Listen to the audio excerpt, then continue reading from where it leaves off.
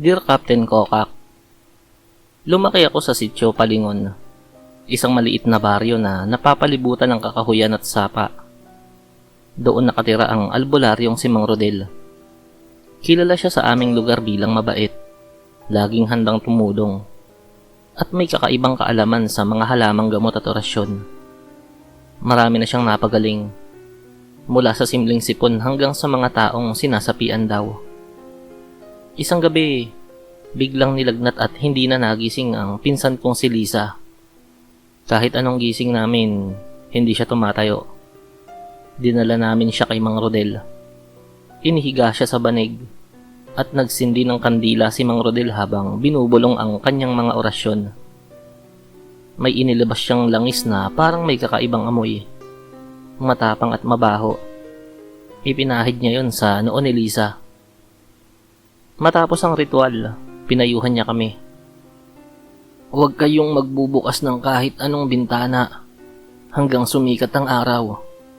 At huwag kayong lalabas ng bahay kahit ano pa ang marinig nyo. Nagtiwala kami sa kanya. Pero isang madaling araw, nagkamali ang lola ko.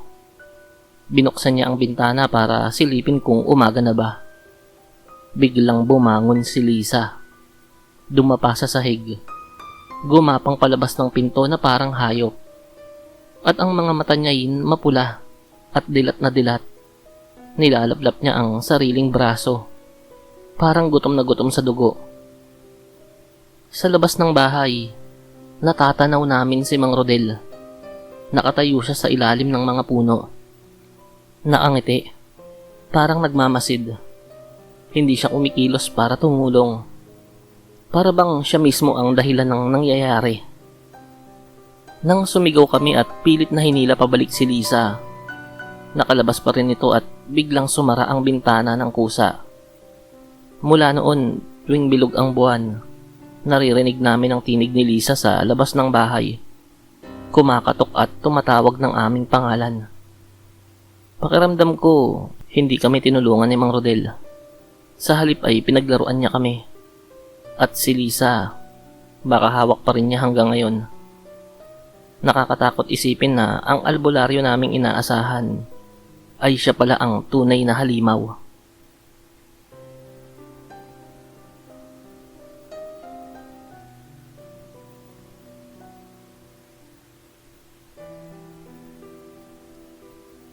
Dear Captain Kokak, sa aming baryo may isang kilalang albularyo, si Tatay Simeon.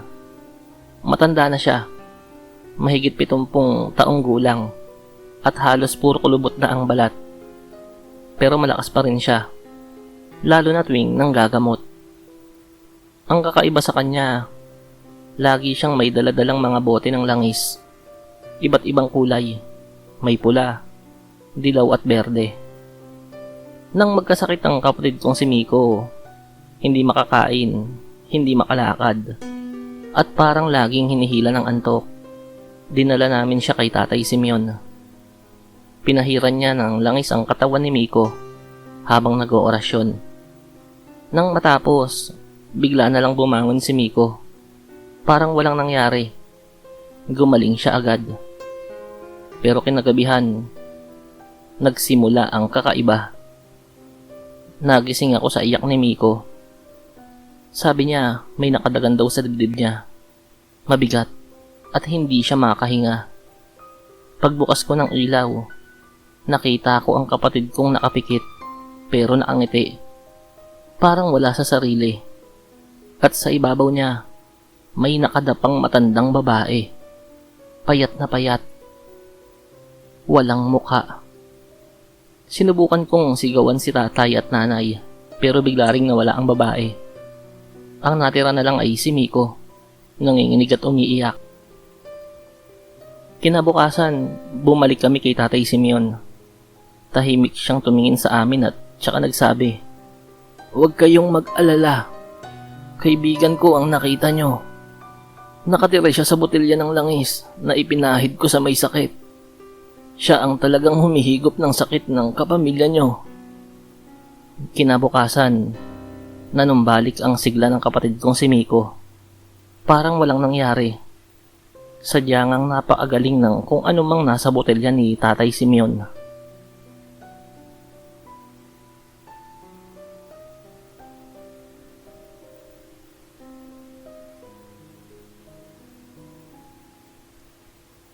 Dear Captain Kokak, noong 1998, nagkaroon ng kakaibang sakit sa aming baryo.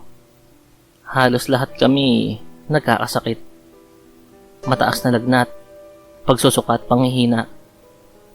Wala kaming pera para sa ospital, kaya pinatawag namin si Mang Cardo, ang matandang albularyo. Nagdala siya ng isang libro na nababalot ng pulang tela. Binuksan niya yon at nagsimulang bumigkas ng orasyon. Ang mga salitang binigkas niya ay parang hindi sa tao. Parang huni ng ibon at alulong ng aso na pinaghalo. Pagkalipas ng 3 araw, gumaling nga kaming lahat. Pero nagsimula rin ang mga panaginip ko. Sa panaginip ko, palagi kong nakikita si Mang Cardo. Nakaupo sa gilid ng kama ko. Nakangiti habang inuulit ang kanyang orasyon. Nagsisindi siya ng kandila at may nakatayong anino sa likod niya. Mahaba at hindi gumagalaw. Isang gabi, nagising ako at nakita ko siyang naroon nga sa kwarto ko. Hindi yon panaginip. Ramdam ko ang lamig ng hangin at amoy ng kandila. Naglakad siya papalapit at bumulong sa akin ng parehong orasyon. Kinabukasan, kumalat ang balita. Patay na raw si Mang Cardo. Natagpo ang nakahandusay sa kanyang kubo. Hawak-hawak pa ang librong nababalot ng punang tela. Hindi ko alam kung bakit sa akin naisipang magpakita ni Mang Cardo sa panaginip. Pero ganoon pa man, malaki ang pasasalamat namin sa kanya sa pagpapagaling niya sa buong baryo.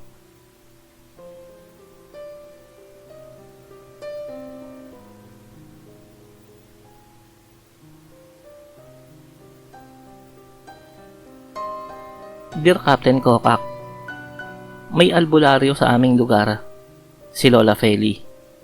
Isa siyang matandang babae na halos nakayuko na sa katandaan. Mabait siya, palaging tumutulong sa mga may sakit. Maraming bata na siya ang gumagamot, gamit ang mga halamang gamot at orasyon. Isang araw, may batang babae na hindi maipaliwanag ang sakit. Laging nilalagnat at hindi magising. Dinala siya kay Lola Feli. Pinahiran niya ng langis at binulungan ng mga dasal. Kinabukasan, gumaling ang bata. Pero mula noon, nagsimula itong maglakad tuwing hating gabi.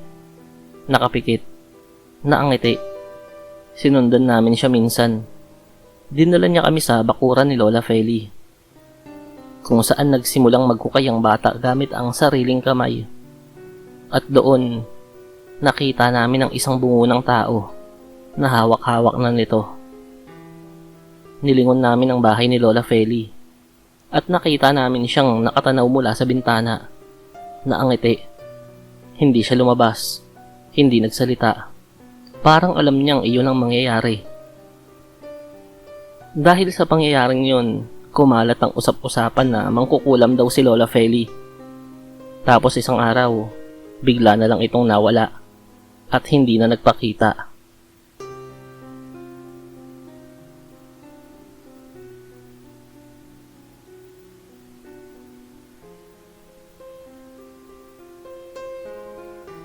Dear Captain Kokak, noong nakaraang taon, nagkasakit ako na hindi maipaliwanag. Lagi akong sinisinok, hindi makahinga, at pakiramdam ko parang may nakabarang bato sa dibdib ko. Pinatawag namin si Mang Ador, isang albularyo mula sa kabilang bayan. Pinahiga niya ako at tinakpan ng puting tela. Habang nag-oorasyon, ramdam ko na parang may malamig na bagay na gumagapang sa loob ng tiyan ko. Maya-maya, isinubsob niya ang kanyang kamay sa aking sikmura. Hindi yun nagdulot ng sugat. Parang dumaan siya sa laman ko. At nang hugutin niya, may hawak siyang maliit na itim na bato na kumikibot-kibot pa. Pagkatapos ng ritual, gumaan ang pakiramdam ko. Pero bago siya umalis, sinabi niya, Hindi kita lubos na magagamot. Pinahiram lang kita ng oras. Hahabulin ka pa rin ng iyong sumpa. Mula noon, gabi-gabi, nagigising ako na may malamig na kamay na nakahawak sa leeg ko. Pag tumitingin ako sa salamin, may anino sa likod ko. Sa mukha ko, pero nakapikit ang mga mata. Isang araw ay bumalik si Mang Ador sa bahay. Sa pagkakataong yon, may dala siyang itim na pusa. Ibinalik niya sa akin yung itim na bato na nakuha niya sa tiyan ko. Tapos ay sinabihan niya akong isubo ko raw yun sa dala niyang pusa.